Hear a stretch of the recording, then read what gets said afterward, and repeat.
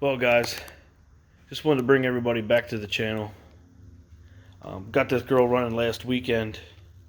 Everything was running great, running fantastic. Couldn't be any more pleased with it.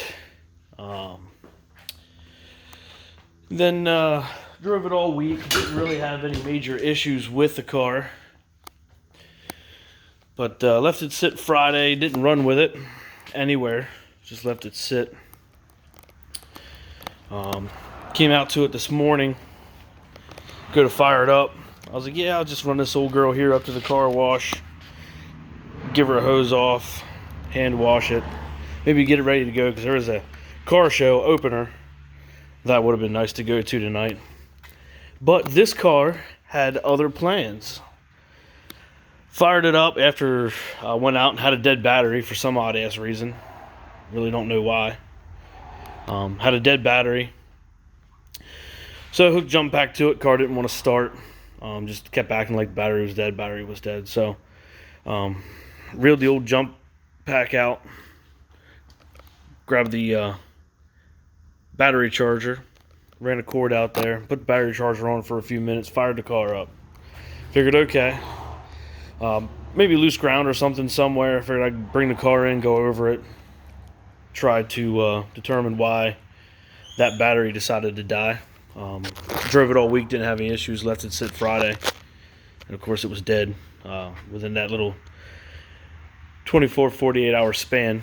So I figured, got a short somewhere or something stayed on. I did put a CTS Insight in the car a couple weeks ago. I had the battery go dead a few days after I put that in.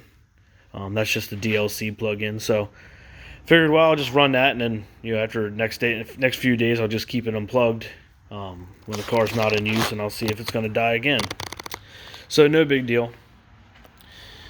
Unhooked the jump pack, did all that stuff. Went to the back of the car, moved the battery charger, get it all unhooked, do all that. Come walking to the front of the car. I was going to click the hood closed. Bring the car in. I was going to leave it sit on the charger for a little while before I took it anywhere. Plus, I need to vacuum the inside out because it's just nasty. Came to the front of the car. Had this really pretty loud lifter tick going on. I thought that was kind of odd, so I thought, well, let me get it in the shop.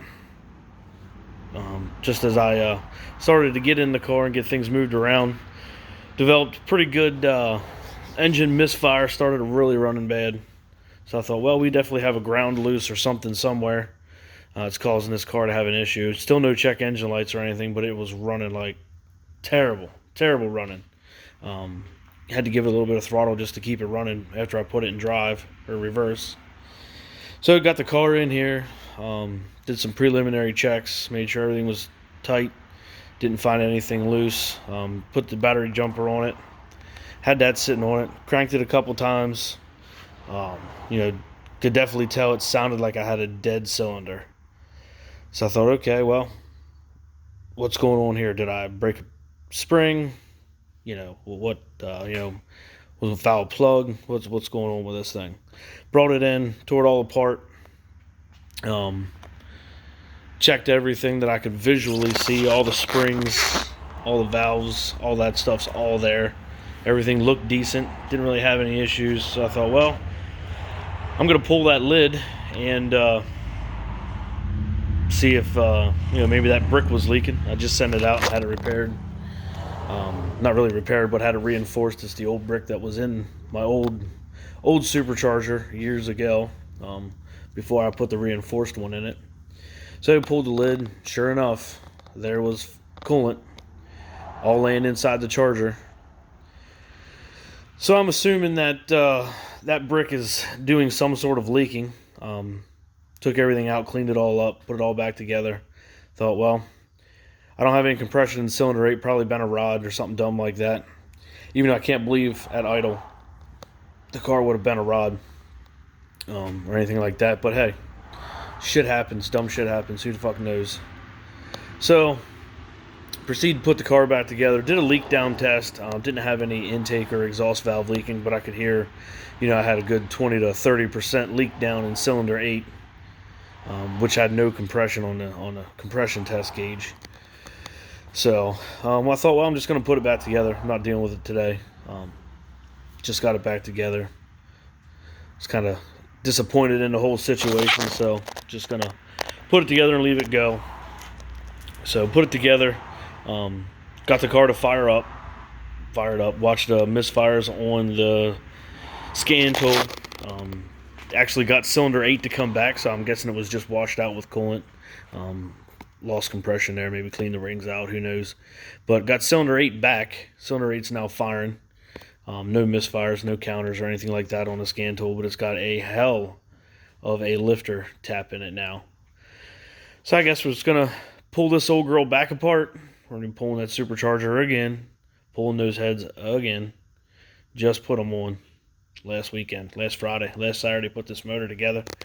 Got it back in the car last Saturday, drove it. Probably don't even have, it might have 20 miles on it. You know, it's only 6 miles round trip to take my boy to and from daycare. So it's not like I went real far with it this week. Was going to just bring it in today, clean it up, probably change the oil, get that break-in oil out of it, put some good oil in it, throw a good filter on it. Just double check all my fluids, get it ready to go down to that show today. But apparently the only thing we're going to be doing is tearing it back apart. Hopefully I can find a lifter that's just collapsed and don't want to pump back up. Hopefully it didn't turn sideways and destroy the cam, which I was hoping to salvage from the other motor. But that would be power for the course, I guess. Put it all back together, have it run for a couple of days, and then spin a lifter and destroy a cam. That would only make sense at this point. So stay tuned. Guess I'll get it apart here. I don't know if I'll tear it apart today. Kind of disappointed in the whole situation. Took a little bit of wind out of my sails, so don't know if I'll tear it apart today. I'd rather go do something else. Maybe set the car on fire. Push it out into traffic. Let a tank run over it, maybe. We'll see. Stay tuned. I'll get the other video uploaded here next day or so once I get it tore apart. See you guys.